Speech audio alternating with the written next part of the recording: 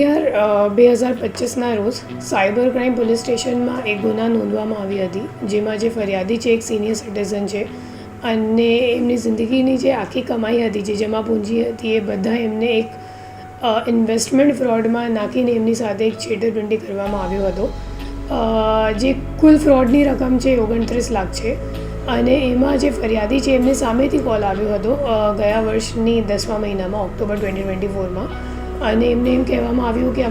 અમે લોકો હાઇફેન કંપનીથી વાત કરી રહ્યા છીએ અને તમે અમારી કંપનીમાં અગર ઇન્વેસ્ટ કરો તો તમને 17% વધારે રિટર્ન મળશે વાર્ષિક. ફરિયાદી ફક્ત ટેસ્ટ કરવા માટે કે ખરેખર સાચું છે કે કેમ એટલા માટે વિડ્રોનું ઓપ્શન હતું, તો એમાં એમ કીધું સામેવાળાને કે મારે વિડ્રો કરવાનું છે. તો પછી વિડ્રો કરીને જ્યારે સામેવાળાએ પૈસા પરત આપી દીધા તો એમને એમ લાગ્યું કે ખરેખર કદાચ સાચું હશે, તો એમને હજી જે સેવિંગ્સ હતી એમની તો ઇન્વેસ્ટ કરી નાખી. પછી જ્યારે ફરીથી ઇન્વેસ્ટમેન્ટ કરવામાં આવ્યું જાન્યુઆરી 2025માં, પછી એ લોકોએ સામેવાળાએ કોઈ પણ પૈસા એ લોકોને ફરિયાદીને